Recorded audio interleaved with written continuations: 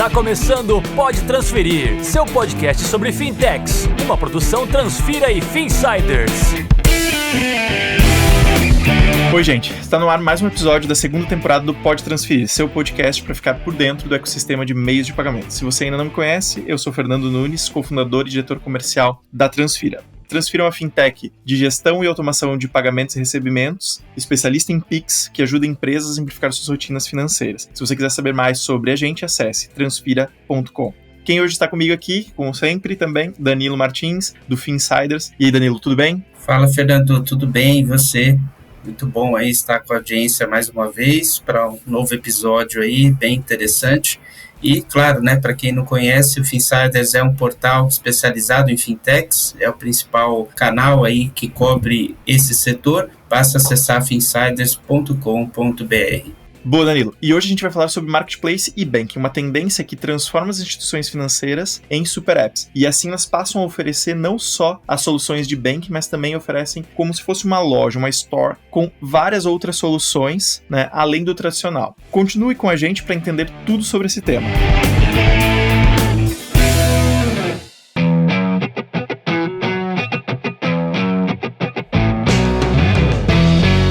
Cada vez mais ganha força uma tendência que une marketplace e serviços bancários, banking, né, na prática. O que os bancos digitais e as fintechs vêm fazendo é oferecer mais produtos para os seus clientes, além dos serviços financeiros tradicionais. O objetivo, entre outros, é rentabilizar mais as operações e, claro, oferecer produtos mais personalizados, mais assertivos para os clientes. E para entender esse cenário de evolução, nosso convidado de hoje é Marcela Zones, Head de Business e Produto do Intershop no Banco Inter. Marcela, é uma super honra contar com você aqui no nosso podcast para falar com a gente, falar também com as pessoas que nos seguem aqui. Fique super à vontade, seja super bem-vinda e, por favor, se apresente aqui para quem está nos ouvindo. Olá, gente, obrigada pelo convite, é um prazer conversar com vocês. Bom, acho que você me apresentou bem, eu sou a Marcela, sou responsável por toda a parte de produto e negócios do Intershop e estou no Inter há mais ou menos 2 anos e meio, desde que começou essa ideia, que na época parecia bem maluca, de começar a transacionar produtos não financeiros dentro do aplicativo bancário. Então, estou aqui para contar um pouquinho da experiência e dividir insights com vocês. Boa, vamos começar a falar sobre esse movimento, né, que ganhou força aí nos últimos tempos. É uma coisa que eu tenho pensado bastante, né, até pelas matérias que eu acabo fazendo lá no Finsiders, e eu fiz uma matéria, inclusive, entrevistei o pessoal do Inter para falar dessa tendência, né, de unir banking com marketplace. O que essa estratégia gera para as empresas, né? É um caminho para aumentar o LTV e diminuir o CAC, por exemplo, Marcela?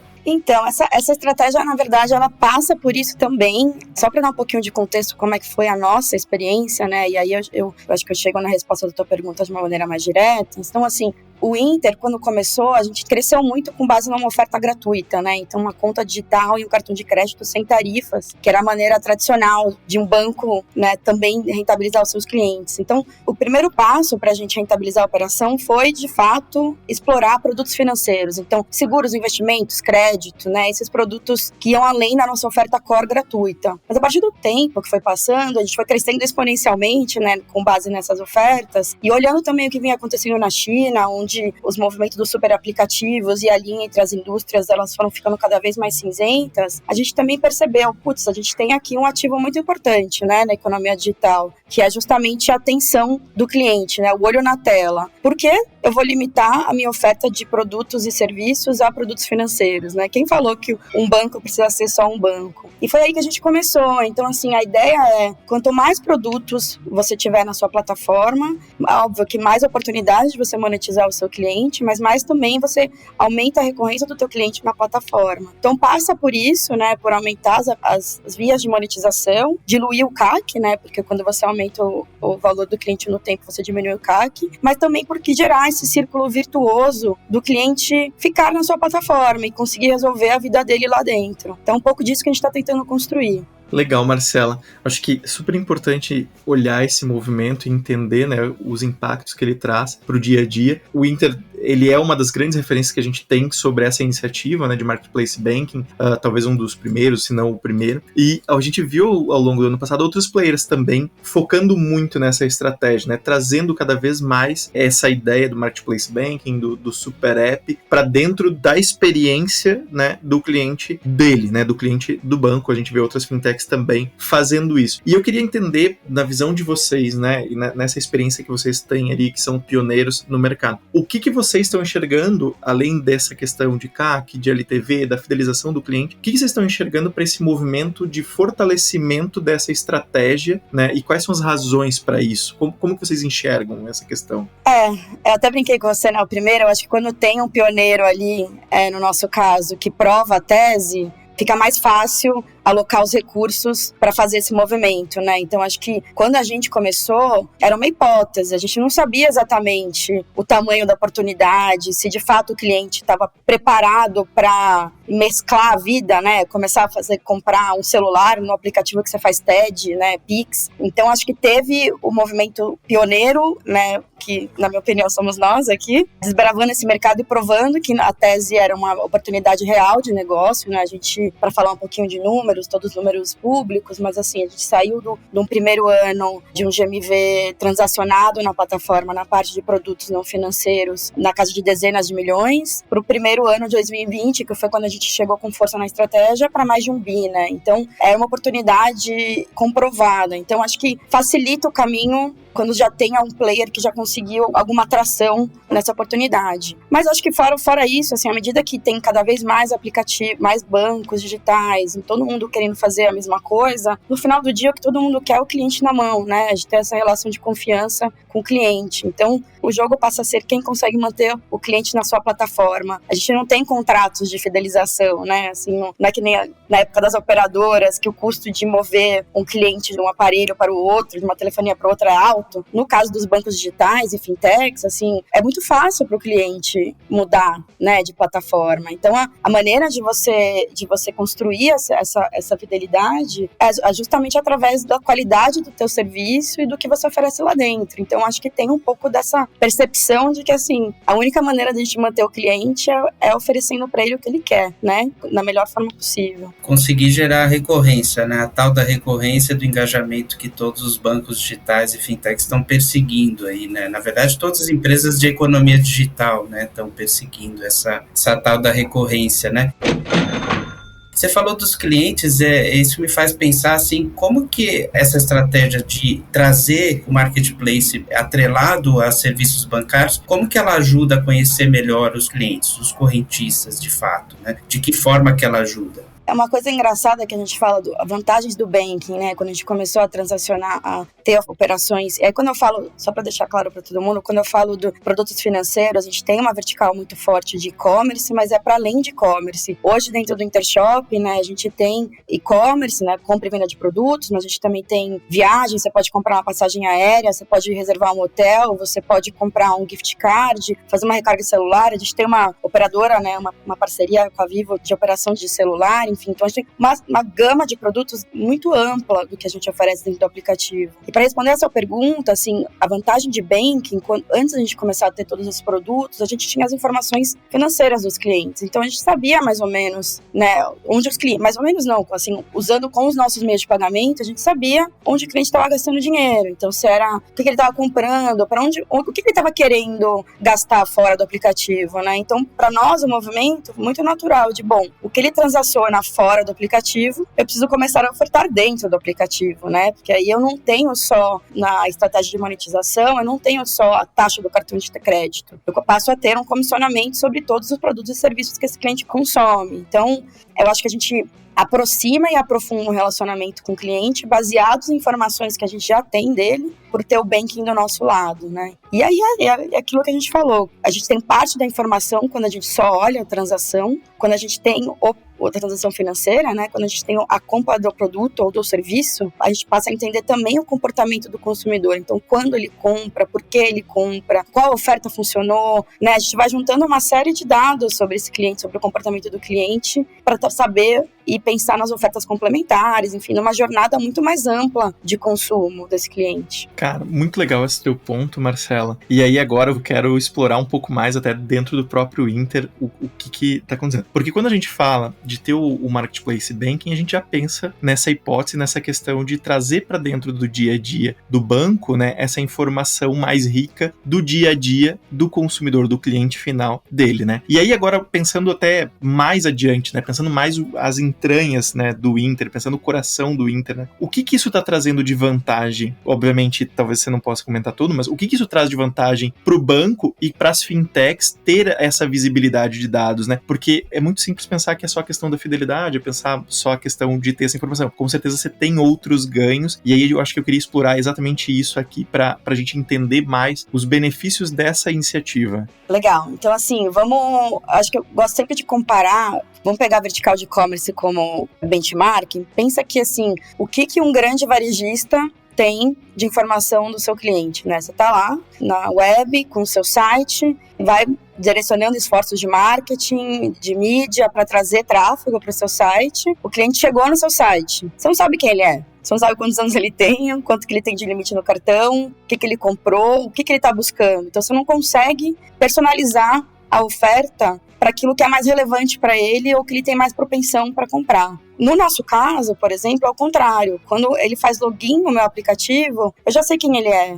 Eu tenho muito mais informação do que, né, meramente as transações financeiras que eles fizeram. Eu tenho informação cadastral, enfim. Eu sei o apetite dele por crédito, ele tem investimento ou não tem investimento, onde ele mora. Então, assim, eu tenho uma série de data points que me permite personalizar a minha oferta com aquilo que eu acredito que aquele cliente quer comprar. E aí eu acho que tem dois lados aí, né? Óbvio que, assim, tem o lado do negócio, que isso aumenta a conversão, isso aumenta as métricas de negócio, mas tem o lado do cliente também, porque, assim, a navegação fica mais prazerosa quando a vitrine é aquela vitrine que você tem interesse de olhar, certo? Então, assim, acho que essa inteligência de dados, ela ajuda muito como vantagem competitiva para quem vende banking, brincar de varejo, né? Assim, entrar num jogo do varejo. Agora, você falou disso de jogar o jogo do varejo e do banking, né? Acho que ninguém gosta, né, de abrir o aplicativo do banco, ninguém gosta de usar serviços financeiros. A gente usa por ter alguns objetivos, né? Então, sei lá, você contrata um crédito para financiar um imóvel, você contrata ali o crédito para comprar um veículo, né? Como que vocês fazem, qual que é o desafio e como que vocês fazem para eliminar essa reticência, né, de certa forma, esse receio que as pessoas têm em utilizar serviços bancários, porque ali ela vai ter também o marketplace, ela vai poder consumir produtos e serviços, ela não vai ter que ir num grande marketplace, ela tem ali já dentro do app. Como que vocês fazem para estimular do ponto de vista de experiência do usuário, para que o cliente se sinta à vontade em consumir tudo de fato dentro do app do Inter? Primeiro, assim, eu não sei se eu concordo com a sua afirmação de ninguém gosta. Eu gosto bastante de usar o aplicativo do Inter, e não é só porque é o aplicativo do Inter, mas eu acho que antes do Inter virar um super aplicativo, né, eu acho que teve todo um trabalho de pensar a experiência do cliente, a real necessidade do cliente quando ele loga primeiramente no aplicativo bancário, justamente para uma coisa que a gente tem que fazer muito, não ser uma experiência ruim, ser uma experiência leve, gostosa, sabe? Então, você até vê a relação que as pessoas tinham com seus bancos tradicionais antigos, não era uma relação, era aquele mal necessário, né? Aquela coisa tipo, eu preciso ter um banco. Hoje não, assim, acho que hoje começa pela experiência, mas também pela nossa intenção genuína de querer resolver o problema do cliente, colocar o cliente no centro das nossas soluções e fazer com que a experiência seja a melhor possível, né? Então, acho que começa por aí. Me repete a segunda parte da sua pergunta, só porque eu me perdi na sua afirmação que as pessoas não gostam de usar banco.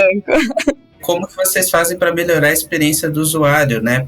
Porque tá tudo ali dentro do app. Como vocês fazem para não confundir o usuário? Porque tá tudo ali dentro, né? Como vocês fazem para melhorar essa experiência?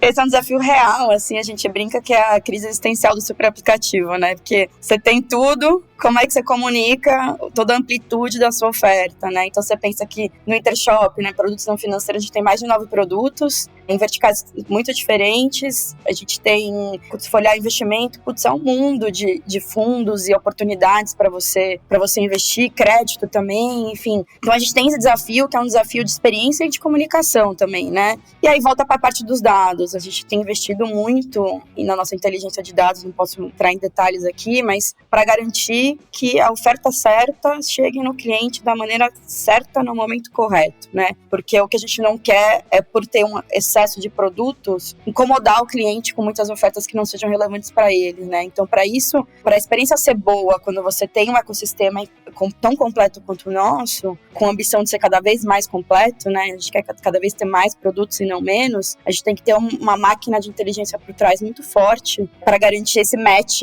de oferta com o cliente, né? E a experiência em si, não só quando a gente ativa, né, quando essa ativação passa por parte do nosso lado, a experiência tem que ser muito bem pensada e é uma coisa que a gente investe muito tempo. A gente acredita muito em experimentação no Inter, né, uma cultura de iteration, assim. Então a gente, ao invés de ficar na sala, sei lá, 10, 20 pessoas, por mais diverso que seja o nosso time, a gente acredita que colocar MVPs no ar e aprender com o cliente, né? Nosso time, nossos 4 mil colaboradores nunca vai ser tão diverso quanto os nossos 16 milhões de clientes, né? Então, quanto antes a gente conseguir ter um MVP e colocar experiências novas na mão do cliente, o nosso cliente vai nos ajudar a melhorar e a deixar mais claro. Então, eu acho que é um pouco de como a gente acredita, né? Em melhorando a experiência e deixando o nosso cliente nos dando feedback contínuo, assim, do que tá claro, o que tá funcionando. Já teve produtos que a gente lançou, percebeu que talvez não é o momento certo, o fit não tá certo, não ganhou tração, e já teve produtos que a gente lançou assim, nossa, e explodiu muito rápido. Então,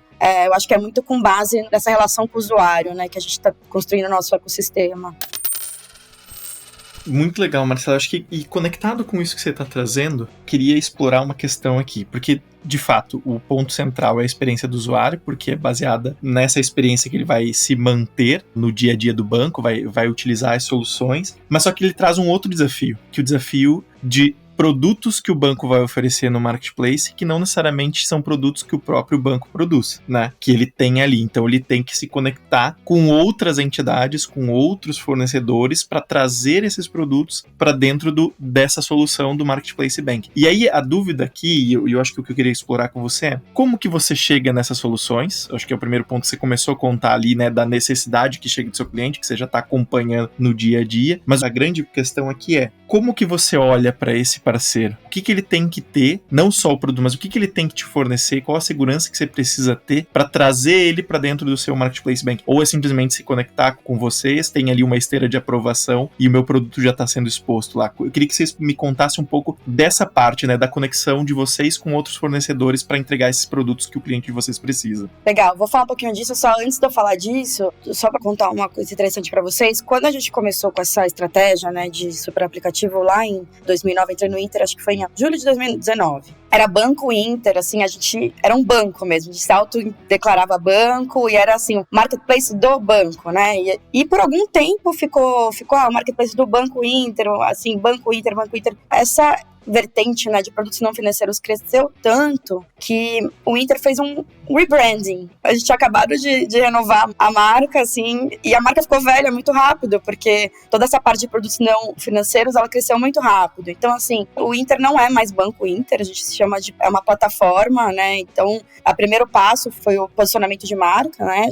Nós somos Inter, apenas Inter, justamente que a gente tem o banking, mas a gente tem muitas outras coisas. E isso é importante dizer, eu quis reforçar esse ponto, porque a gente não é um marketplace de um banco, né? Nós somos um super aplicativo onde temos diferentes vertentes de ofertas para o nosso cliente, inclusive um marketplace de produtos não financeiros, né? E aí, para responder a sua pergunta, a gente começou o trabalho muito baseado no que a gente achava que era a necessidade do cliente, aí olhando os dados transacionais que nós tínhamos, né, o que a gente sentia, mas aí tem uma combinação de que os clientes já estão consumindo com viabilidade técnica e a escolha do parceiro certo, né, porque são pontos muito importantes. Você imagina a complexidade de você colocar dentro do aplicativo bancário, que tem que ter todas as barreiras de segurança da informação, de segurança de dados e colocar produtos não financeiros de terceiros, né? Então, eu acho que por isso talvez que as pessoas achavam que era meio maluca essa ideia, né? De fazer um marketplace de produtos,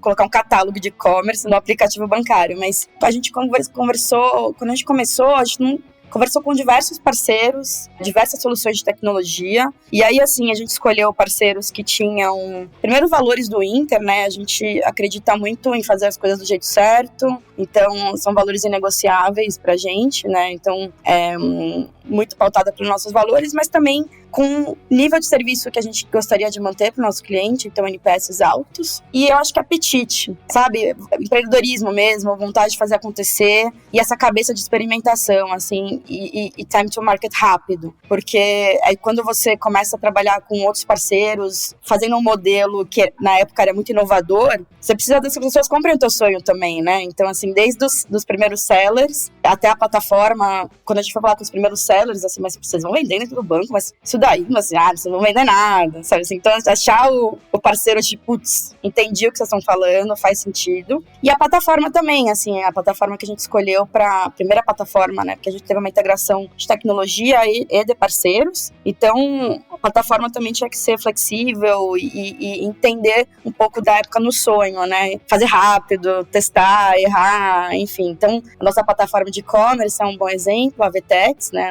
Todo mundo sabe disso. E a gente teve que personalizar inteiramente o checkout da plataforma, assim, né? Porque o que eles tinham desenvolvidos não casava com integração dentro do aplicativo bancário, né? Que o checkout é todo nosso. Então, é só um exemplo, assim. Eu acho que vai uma combinação de valores, tanto, né, do fazer o certo, do jeito certo, com apetite e vontade de empreender junto, sabe? De criar um modelo inovador.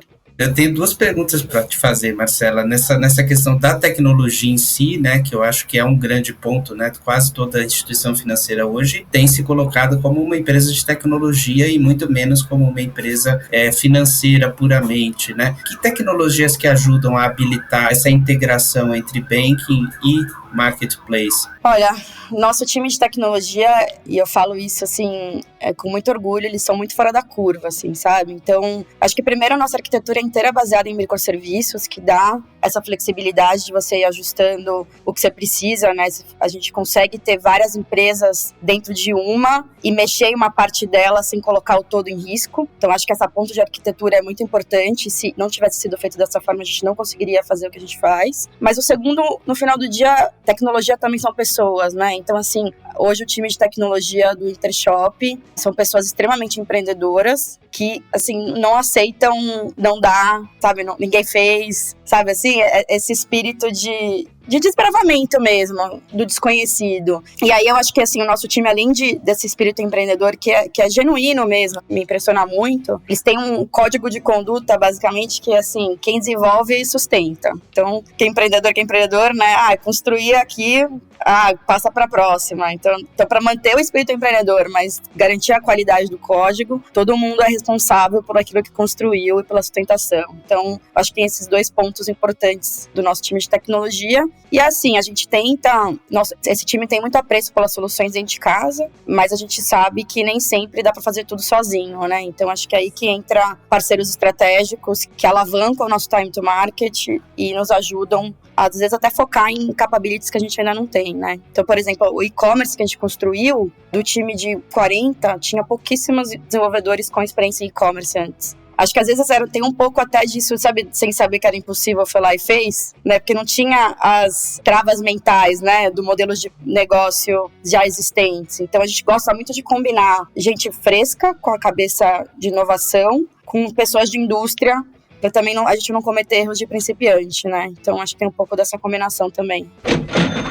A gente fala muito hoje dos dados, de que precisa conhecer os dados do cliente para, de fato, ter uma oferta mais assertiva, mais personalizada. Nesse contexto de banking mais marketplace, qual que é a importância dos dados? Mas não somente de ter esses dados, né? Qual que é a importância do que fazer com esses dados, né? Da análise, interpretação. Queria que você comentasse um pouquinho sobre isso. Tem um ponto, para além dos dados, assim, acho que o dados, é óbvio que você coletar dados, você não colocar eles em uso, não serve para nada, né? Então a gente tem que ter muito carinho com esses dados e usar essa inteligência que a gente tem como estratégia de negócio, né? Então a gente tem evoluído cada vez mais e fazer isso de forma escalável e automatizada, que também eu acho que é o sonho de consumo de todo mundo, né? Estamos caminhando para cada vez mais, então saber o que o cliente vai comprar antes da demanda surgir, já ter uma oferta esperando para ele.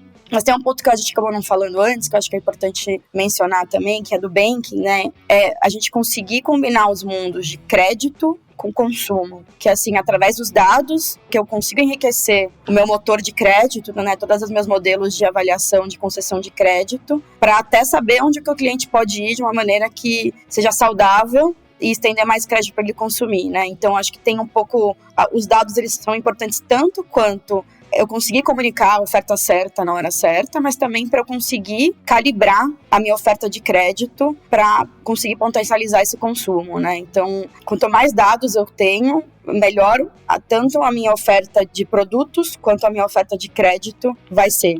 E cada vez mais você consegue entrar e prever onde e quando esse cliente vai querer o crédito, né, para fazer, sei lá, determinada ação que talvez nem tá tanto no dia a dia, né? Você começa a inovar num setor que é bastante complicado, porque você tem uma análise de risco ali que você precisa olhar com bastante atenção no dia a dia. É sensacional essa parte, assim, eu acho que ali tá a riqueza de fazer o marketplace banking, né? Porque o marketplace banking você tem dois clientes, né? Você tem o seller de um lado que você precisa convencer que você vai ter fluxo, você tem o teu cliente normal que você sabe que vai precisar comprar, você junta esses dois e aí você tem um ganho exponencial que é exatamente trazer essa informação para trazer um produto que talvez é um produto mais tradicional de banking, mas que é onde está ali o crescimento, tem toda uma relação que faz parte do dia a dia, principalmente no Brasil, que a gente está tão acostumado com isso, né? Marcela, tem algum outro ponto que a gente passou aqui e que não te fez pergunta, alguma coisa que você queria comentar além de tudo isso que a gente já passou? Vocês são correntistas do Inter? A gente tem então conta tá bom. já tem um bom tempo já, tá? Eu pessoalmente também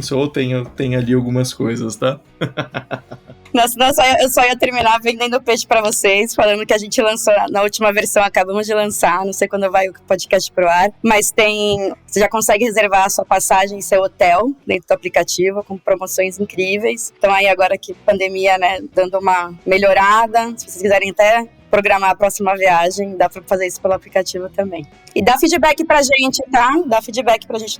A gente gosta muito de ouvir os usuários e melhorando a experiência. Perfeito, fica aí a dica pra quem tá ouvindo a gente. O Banco Inter lançou a nova solução, já tem como reservar hotel e passagem aérea aí dentro do próprio Intershop.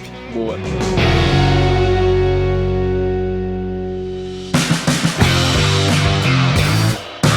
Legal, Marcela, queria muito te agradecer pelo tempo, pela disponibilidade de vir aqui conversar com a gente, contar um pouco dessa história de inovação, de disrupção do cenário de banking no Brasil e essa inovação. Então, queria muito agradecer para você, estou muito feliz de contar com você aqui. E fica super à vontade para se despedir de quem está ouvindo a gente aqui, como é que as pessoas podem te encontrar, teu perfil no LinkedIn. Deixe seus contatos aí pra gente, quem estiver buscando alguma solução que o Inter pode oferecer. Bom, gente, foi um prazer, é sempre bom a gente parar um pouquinho da correria do dia a dia, né? Porque quando a gente conta essa história, a gente acaba tendo um pouco da dimensão de tudo que a gente vem fazendo aqui no Inter. É um prazer contar essa história e, assim, a sensação que a gente tá só no começo, sabe? Que tem muita roadmap incrível, um time que já é incrível, com mais gente boa chegando. Então, é uma boa pausa no nosso dia corrido também, olhar com um pouco de perspectiva, né? Porque a gente tá construindo. Meu LinkedIn, Marcela Zones. Estamos contratando. Se você gostou da história, quer se juntar ao time, me manda uma mensagem lá que a gente conversa. Muito bom. Obrigado, Marcela, pela sua participação aí. Todos que acompanharam, obrigado aí pela audiência e continue acompanhando aí os movimentos do Inter, principalmente se forem ali pelo Finsiders, né? Todas as notícias ali do Inter e também de outros players, obviamente, né? Obrigado, até a próxima. Obrigada, gente. Um abraço. Tchau, tchau. E por hoje é isso, pessoal. Quem quiser trocar uma ideia sobre o podcast, pode procurar Transfira ou Finsiders nas redes sociais. Mande uma mensagem pra gente, pra mim ou pro Danilo diretamente. E é isso. Até a próxima.